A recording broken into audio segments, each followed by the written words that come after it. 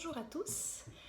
Aujourd'hui, j'aimerais parler avec vous de l'importance d'avancer, d'avancer vers un but précis et puis de comment y arriver.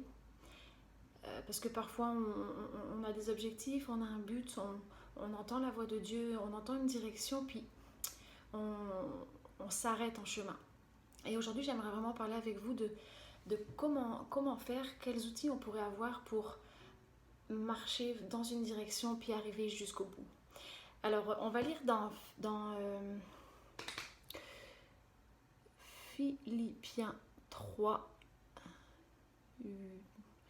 Philippiens 3, puis je prends juste un passage à partir du verset 12. Allez.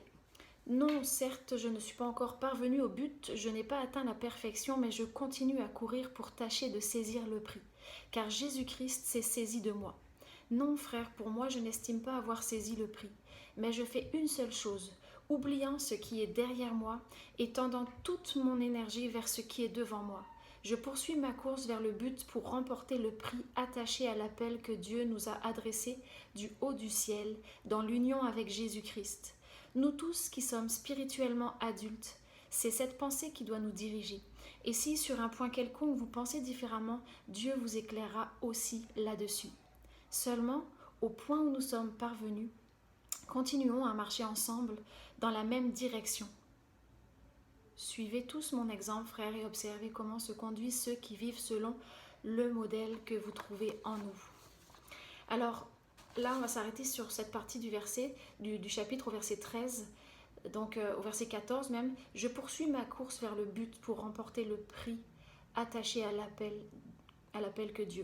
de Dieu, finalement. Oubliant ce qui est derrière moi et tendant toute mon énergie vers ce qui est devant moi. Je poursuis ma course ou je cours vers le but. En fait, ça veut dire, j'ai été regarder un petit peu dans le texte et puis les traductions, ça veut dire courir rapidement pour attraper. Courir rapidement pour attraper. Je ne sais pas ce que ça vous évoque, mais moi ça m'évoque comme un zèle, un élan, une motivation, en même temps pas une urgence, mais courir rapidement. Donc pour attraper quelque chose, il y a un objectif devant. Et métaphoriquement, ça veut dire chercher sincèrement, vouloir fermement acquérir quelque chose. Donc je poursuis ma course vraiment avec cet objectif-là, cet état d'esprit-là. Oubliant ce qui est derrière moi, je mets toute mon énergie vers ce qui est devant moi. Et là, j'aimerais juste qu'on s'arrête 30 secondes. Courir ici vers un but, courir rapidement pour attraper quelque chose, ça implique de donner toute son énergie vers ce qui est devant et non pas vers ce qui est derrière. Si je cours la tête en arrière, déjà d'une, je courrai moins vite, je vais être ralenti. Puis en plus de ça, au lieu d'aller vers le but qui est devant moi, je cours en arrière, c'est sûr, vous pouvez être sûr que je vais dévier. Je vais dévier dans une autre direction. Alors, parfois on a juste besoin d'oublier ce qui est derrière. D'oublier les erreurs qu'on a pu faire, d'oublier le mal qu'on a pu nous faire, d'oublier les injustices qu'on a pu subir ou qu'on a nous-mêmes fait subir à d'autres personnes et juste se pardonner aux autres, puis finalement garder son énergie, sa dynamique pour ce qui est devant, pour ce qui est à venir, c'est ça, pour la récompense qu'on va chercher et non pas de gâcher toute cette énergie-là à essayer de regarder en arrière pour des choses qui se sont déjà passées, qu'on ne pourra de toute façon pas changer. Donc cette énergie, gardons-la pour focuser droit devant. Maintenant, ce droit devant, quel est ce but? Quel est le prix à remporter? Je cours vers le but pour remporter le prix attaché à l'appel de Dieu. Quel est ce prix à remporter? Quelle est ta mission en tant qu'enfant de Dieu? Quand tu te lèves le matin, quel est ton but pour la journée? Qu'est-ce qui habite chacune de vos actions? Puis il y a remporter ce prix. Donc, remporter un prix, ça implique d'avoir une récompense finalement. Au bout de quelque chose, au bout d'une action, au bout de cette course-là, il y a comme une récompense. La récompense du vainqueur dans les jeux, le prix du combat, un prix décerné par un jury, c'est tout ça que ça veut dire. finalement, ça veut dire qu'il y a un combat, il y a bel et bien un combat et une récompense derrière. Donc ça veut dire que ça demande un effort, ça demande de la persévérance, ça demande de l'endurance. Cette course me demande un effort, cette course me demande de la persévérance. Et c'est ça qu'il faut avoir conscience aussi quand on est dans cette course. Je cours rapidement vers le but, vers une mission précise pour remporter ce prix qui vaut la peine, mais qui demande aussi un effort. Des fois, on peut être dans cette lancée puis courir vers le but de l'appel de Dieu pour nos vies. Et pourtant, on peut être distrait en route, découragé ou arrêté. Puis c'est là que je veux en venir. Et puis c'est là que je voudrais nous donner des clés, des outils peut-être pour aller jusqu'au bout quand ça arrive.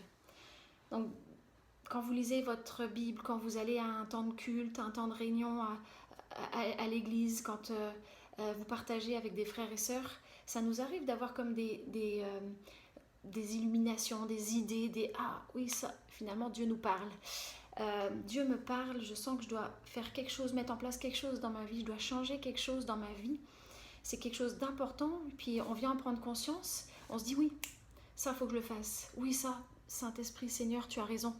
Et je veux le mettre en place dans ma vie. Puis au final, je ne sais pas si ça vous arrive à vous, mais ça m'arrive à moi.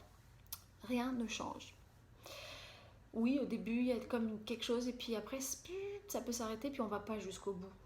Alors, un petit conseil pratique pour vous aider avec ça. Déjà, premièrement, quand vous conscientisez quelque chose pour votre vie, eh bien, prenez le temps de vous arrêter pour l'écrire. Ayez un carnet de notes. Écrivez ce que vous avez compris pour votre vie d'important, ce que le Seigneur est en train de vous dire et ce que vous devez mettre en place. Mais je dirais, c'est pas tout. Ça, c'est important, c'est pas tout. Verbalisez-le avec quelqu'un. Ne courez pas seul. Ne courez pas seul dans cette course. Ayez un vis-à-vis. Soyez redevable avec quelqu'un de confiance. On l'a lu dans le verset 16. Seulement, au point où nous sommes parvenus, continuons à marcher ensemble dans la même direction. Choisissez un partenaire en qui vous avez confiance puis qui va dans la même direction que vous, qui a les mêmes valeurs que vous, qui va savoir vous comprendre, qui va savoir vous écouter, vous respecter là où vous en êtes aussi puis vous encourager. Si vous êtes en couple, l'idéal c'est vraiment de le faire avec son conjoint, sa conjointe. Ça implique une bonne intimité du couple, une bonne intimité complète, émotionnelle, spirituelle.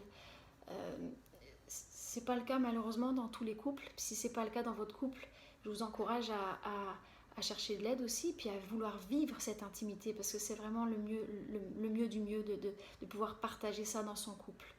Donc, soyez redevable vis-à-vis de votre partenaire, de votre conjoint, de votre conjointe.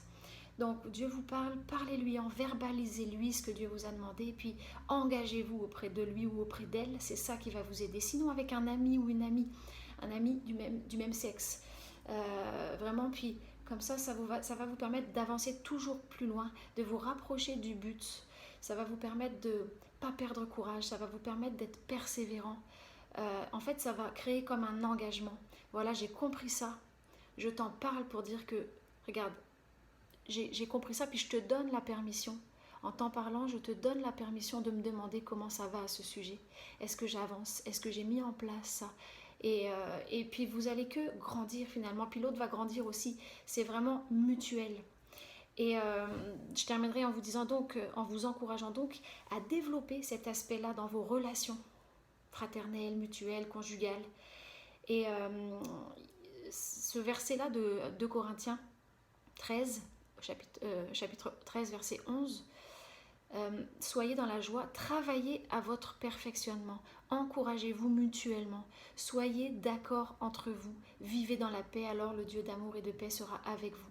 Se travailler à votre perfectionnement et encouragez-vous mutuellement, là, se travailler à votre perfectionnement, ça veut dire redresser, ajuster, compléter, ou alors raccommoder, réparer, équiper, mettre en ordre, arranger.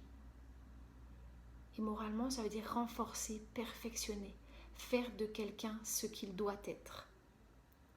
Je vous encourage vraiment à trouver un vis-à-vis, un partenaire de redevabilité avec qui vous pouvez partager ces choses fortes que vous vivez, ces prises de conscience que le Saint-Esprit met sur vos cœurs.